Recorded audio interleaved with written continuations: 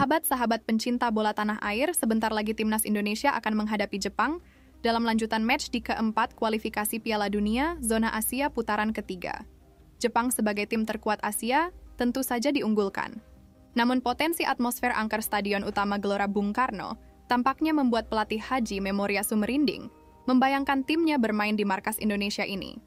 Apalagi timnas Indonesia akan mendapat dukungan dari warga Korea Selatan yang akan bergabung dengan para fans timnas di GBK nanti. Tentunya dukungan dari warga Indonesia dan Korea Selatan ini akan membuat atmosfer GBK makin mengerikan buat Jepang. Seperti apa merindingnya pelatih Jepang membayangkan atmosfer GBK. Setelah berhasil lolos dari putaran kedua, Indonesia dihadapkan pada kompetisi yang lebih parah di putaran ketiga kualifikasi Piala Dunia Zona Asia tergabung ke dalam grup C. Indonesia harus menghadapi negara-negara kuat serta negara-negara yang sudah banyak pengalaman main di Piala Dunia, mulai dari Australia, Arab Saudi, Tiongkok, Bahrain, hingga Jepang. Di antara negara-negara penghuni grup C, Jepang tentu saja menjadi negara yang paling ditakuti. Bagaimana tidak? Skuad berjuluk Samurai Biru adalah skuad yang sudah malang melintang di Piala Dunia. Selain itu, Jepang juga merupakan negara Asia dengan peringkat FIFA terbaik selama ini. Melihat dari komposisi skuad Jepang, siapapun boleh pergi dan ngeri. Jepang yang merupakan negara terkuat Asia, berisikan pemain-pemain full opera di kompetisi-kompetisi Eropa. Tercatat setidaknya ada 20 pemain Samurai Biru yang merupakan pemain off-road. Semua pemain off-road Jepang adalah pemain-pemain yang berlaga di kompetisi Eropa. Beberapa contoh pemain abroad yang ada dalam skuad Jepang, antara lain Shian Suzuki dari Parma, Wataru Endo dari Liverpool, Takefusa Kupo dari Real Sociedad, serta Takumi Minamino dari AS Monaco. Dengan profil demikian mentereng, wajar jika menyebut Jepang adalah lawan paling menakutkan buat siapapun, termasuk buat Indonesia. Terlepas dari kapasitasnya, sebagai tim terkuat dari benua kuning, Jepang ternyata tetap mewaspadai Indonesia. Beberapa waktu lalu, pelatih Jepang Haji Memoriasu sempat mengatakan kalau Indonesia akan lolos ke Piala Dunia bersama Jepang. Sekarang sang pelatih kembali mewaspadai tim besutan Shin Tae-yong. Jelang pertemuan antara keduanya, pasca kekalahan melawan Tiongkok di match D keempat, Indonesia akan kembali bermain di Stadion Utama Gelora Bung Karno.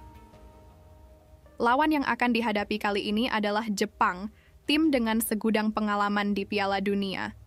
Timnas agaknya sedikit diunggulkan mengingat status sebagai tuan rumah di laga ini. Status tuan rumah inilah yang menjadi perhatian khusus buat Haji Memoriasu. Tidak perlu diragukan lagi bagaimana atensi masyarakat Indonesia dalam menyambut laga timnas Indonesia di GBK. Selalu ada keriuhan setiap timnas main di kandang sendiri. Hal inilah yang selalu membuat merinding lawan-lawan yang berkunjung tidak terkecuali Jepang.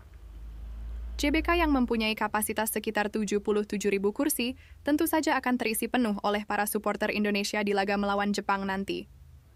Bisa dibayangkan betapa intim-indatifnya suasana GBK nanti buat Jepang. Moriyasu mengaku atmosfer di GBK nanti sedikit banyaknya akan menempatkan timnya dalam situasi yang sulit. Saya sudah melihat beberapa pertandingan Indonesia di GBK, termasuk kualifikasi Piala Asia U22, akan ada sekitar 60.000 sampai 80.000 fans yang hadir di sana. Ini akan jadi situasi yang sulit buat kami, papar Moriyasu. Ketika ditanya persiapannya jelang laga away ke GBK pada pertengahan November nanti. Membayangkan dukungan penuh dari masyarakat Indonesia saja, ternyata sudah membuat timnas Jepang tergidik ngeri. Bayangkan pula apabila Indonesia akan mendapat sokongan ekstra dari warga negara lain. Korea Selatan yang merupakan negara asal Shin Tae-yong, kabarnya akan mengirim perwakilan untuk ikut mendukung Indonesia di GBK, melansir laporan Yonhap News, salah satu media asal Korea Selatan. Shin Tae-yong meminta dukungan dari Song Chang-gon, ketua KMK Internasional, sebuah kelompok manufaktur ekspor sepatu lokal, untuk membentuk tim penyemangat. Song merespon positif permintaan Shin Tae-yong dengan menyediakan 1.500 tiket untuk warga Korea Selatan yang tinggal di Indonesia dalam wawancara bersama. Di media yang sama, Song mengungkapkan kalau kecintaan masyarakat Indonesia terhadap Korea Selatan meningkat semenjak Shin Tae-yong menjadi pelatih timnas. Song berharap kehadiran tim penyemangat dari Korea Selatan ini akan semakin memperkuat hubungan persahabatan antara Korea Selatan dan Indonesia. Sebagai gambaran, Yonhap News mengatakan kalau upaya Song Chun-go membentuk tim penyemangat dari Korea Selatan mendapat respon positif dari warga negeri ginseng. Song akan menyediakan 1.500 tiket dengan kisaran Rp600.000 per tiketnya untuk warga Korea Selatan yang akan ikut mendukung Indonesia di GBK. Kehadiran warga Korea Selatan yang ikut mendukung timnas Indonesia di laga melawan Jepang rupanya juga dikonfirmasi oleh Shin Tae-yong sendiri pada tanggal 15 November. Sekitar 2.000 warga Korea akan bersorak bersama dengan supporter lokal pada pertandingan melawan Jepang, kata Shin Tae-yong, mengutip dari NS Sport via CNN. Setelah kehilangan poin di 2 laga, yang seharusnya membuahkan hasil maksimal yakni laga kontra Bahrain dan Tiongkok, Indonesia butuh tambahan poin untuk paling tidak mencapai target. Target Indonesia adalah finish di urutan 4 besar, dan target ini tidak bisa dicapai apabila timnas terus kehilangan poin di pertandingan-pertandingan krusial.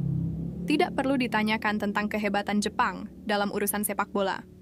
Permainan cepat nan mematikan selama ini terbukti ampuh menaklukkan setiap lawan yang berani menantang samurai biru tersebut. Namun bola selalu berputar terlepas dari profil tim besutan Haji Memoriasu yang superior, peluang masih ada buat timnas Indonesia. Dalam sesi jumpa pers, Shin Tae-yong menegaskan bahwa timnas butuh persiapan yang ekstra guna menghadapi tim-tim kuat seperti Jepang. Shin Tae-yong berpendapat bahwa Indonesia harus bermain sempurna untuk menghadapi tim seperti Jepang.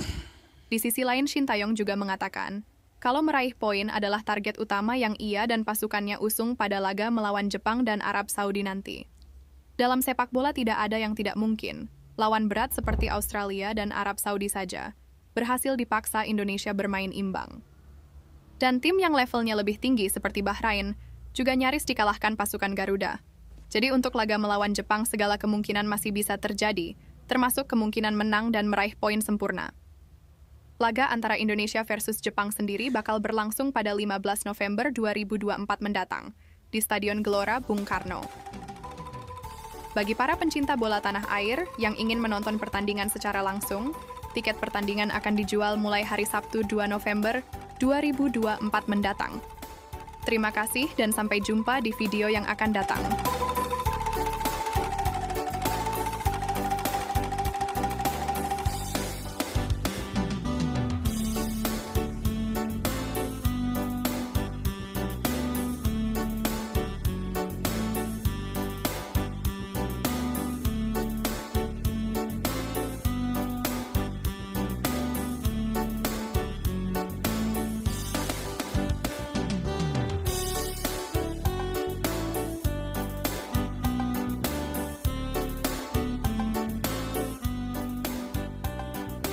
Nah, seperti itulah videonya teman-teman. Setelah Shin Tae-yong menjadi pelatih timnas Indonesia, maka hubungan Indonesia dan Korea itu semakin lekat begitu teman-teman. Dan para pengusaha asal Korea yang ada di Indonesia itu telah memborong tiket untuk warganya untuk mendukung timnas Indonesia begitu teman-teman. Tentu saja hal ini membuat kecemburuan oleh pelatih Jepang begitu teman-teman. Karena hanya dengan orang Indonesia saja stadion GBK itu udah penuh, apalagi kalau ditambah dengan dari warga Korea begitu teman-teman. Makanya akan semakin mengerikan lah buat tim Jepang begitu teman-teman. Nah, menurut kalian bagaimana tentang video ini? Jika kalian punya pendapat silahkan sampaikan lewat kolom komentar. Dari saya dicukupkan sampai di sini dulu. Sampai jumpa lagi di video yang akan datang. Wassalamualaikum warahmatullahi wabarakatuh.